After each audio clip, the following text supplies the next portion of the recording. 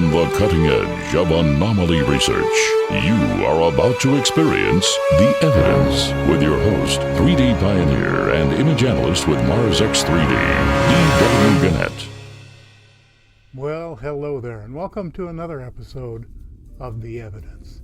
This is your buddy Dave over at Mars X3D, and we've been so fortunate to have wonderful and intriguing new anomalies coming in from researchers all over the world. Things that are difficult to explain, and more importantly, many things that are very difficult to explain away. Now, this is an X3D channel. If you don't know how to view X3D, look at the links down below in the description. Or simply look at the images, cross your eyes gently, fuse the two white dots, and you're in 3D land. Anyway, super simple. And a big shout out to Jimmy Bob, who's the youngest member of our so-called cross-eyed explorers. Jimmy Bob, I believe, is just about turned 7. Correct me if I'm wrong there, JB. But hey, we got kids doing it. We got old people like me doing it, and it's real easy and a lot of fun. Anyway, enough talk. Let's jump right into the stuff we got this week. We'll start off today with a find by Sarah Runcie. Sarah has had a long-time fascination with Martian anomalies, and she certainly made her share of important discoveries over the years. What's odd about this context view is that typically the navcams take stereo pairs every time they shoot, but there is no corresponding stereo pair for this one image. So I had to pull the 3D data from the single existing image. Being a lazy guy, I really don't want to work that hard, but this one was worth it. We're going to zero in on that yellow target way up there near the top of the hill. Being a navcam image, we're looking at a low-res, grainy photo, but you can easily see the structure inside the green box. We see a symmetrical, pitched roof, a rectangular structure with the back sloping down to the ground at about a 45-degree angle. Let's move in and get even more grainy. I dialed back the gamma a bit to reveal what may be important details on the shaded side. I can't say for sure because there's just not enough resolution, but the arrangement of the 3 small white pieces sure looks like a staircase to me.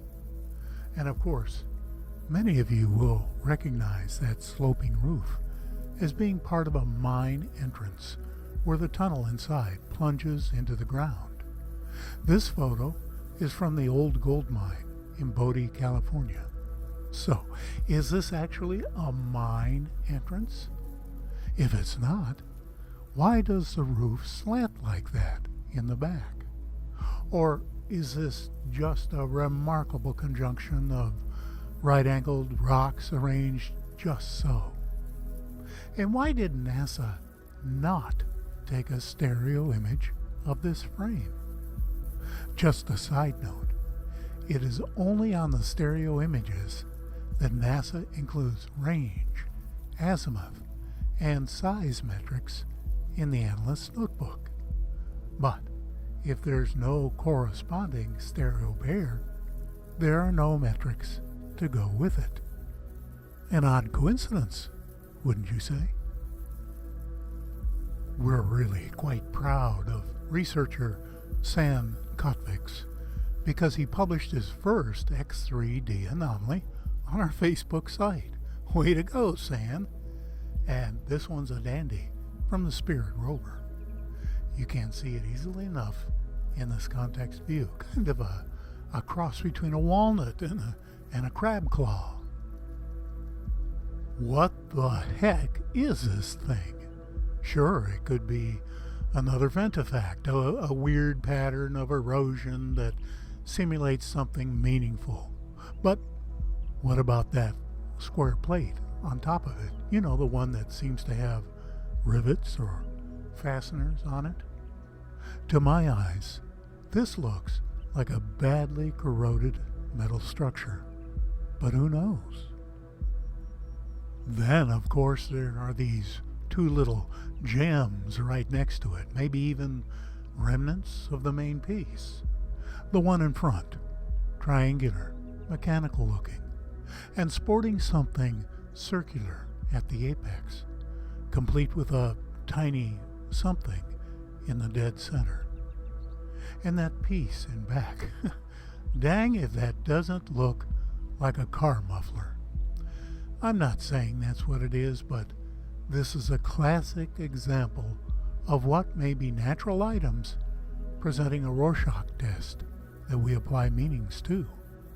Whatever it is, this is an intriguing find by San Kotviks. As an anomaly hunter, my eyes are quickly drawn to regular shapes in the landscape.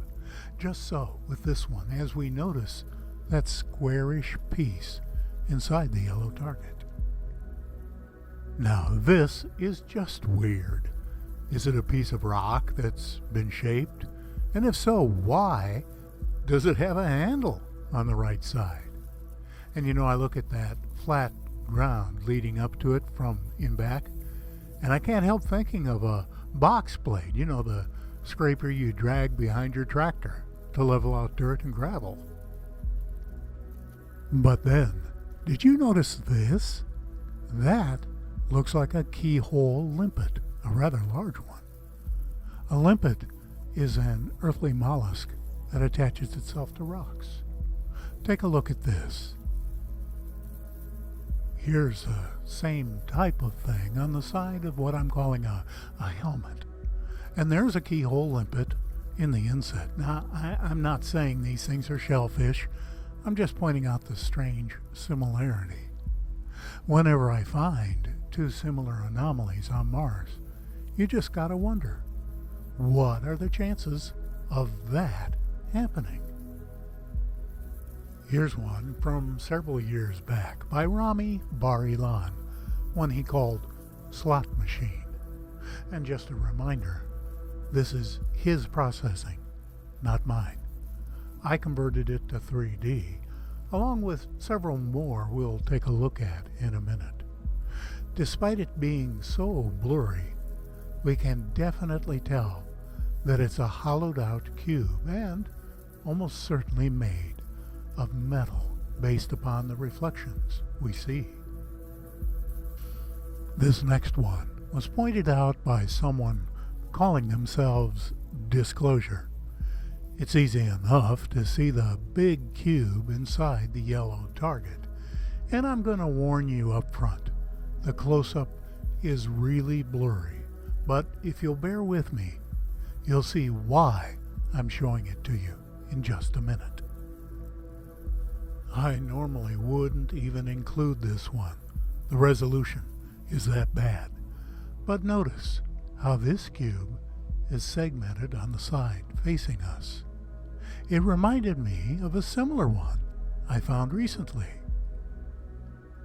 So, what's with these segmented cubes?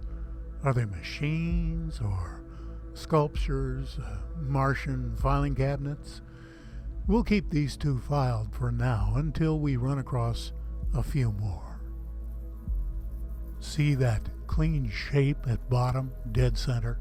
It's crying for a closer look. There it is, just poking up behind the rocks. Let's do a quick inventory.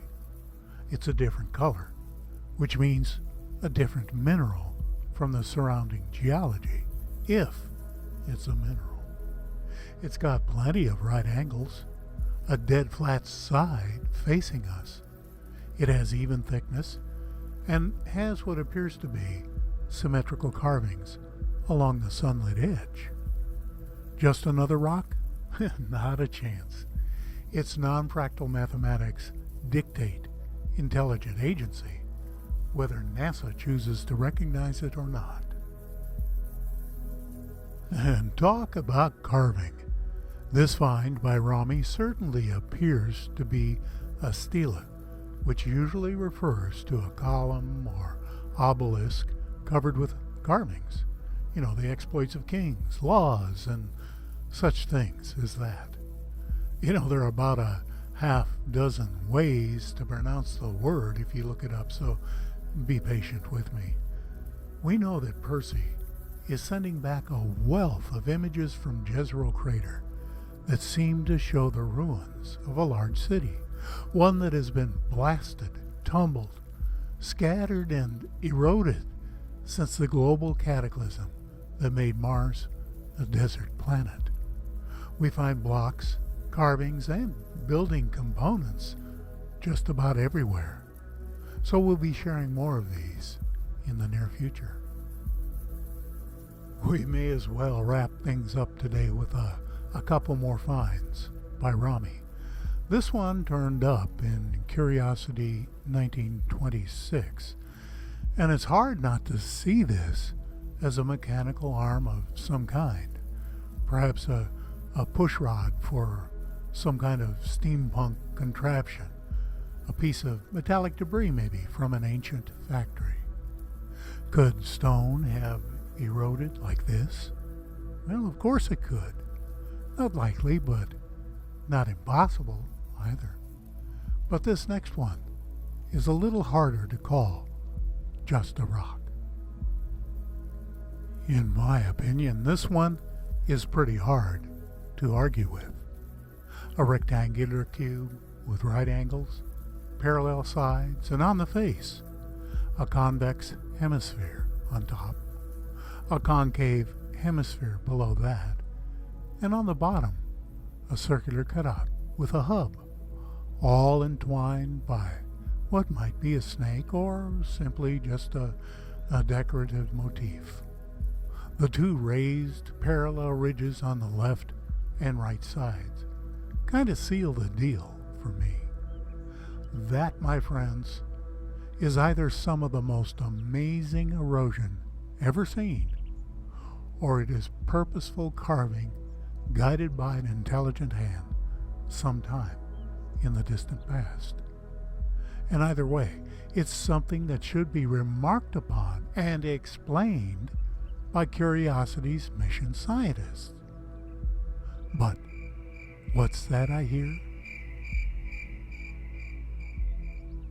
Well, that's a wrap for this week, and I sure appreciate you stopping by and having a look, and maybe some of you even learning X3D for the first time. Welcome aboard.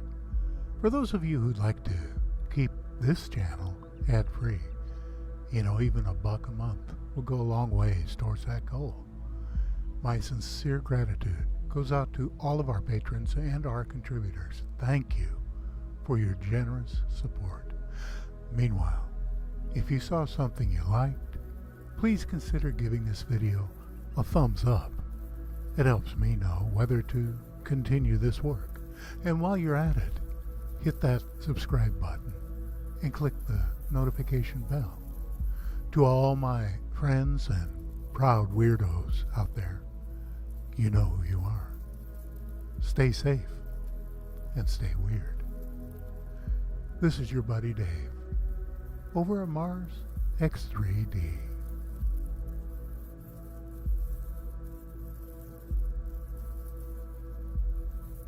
Be well.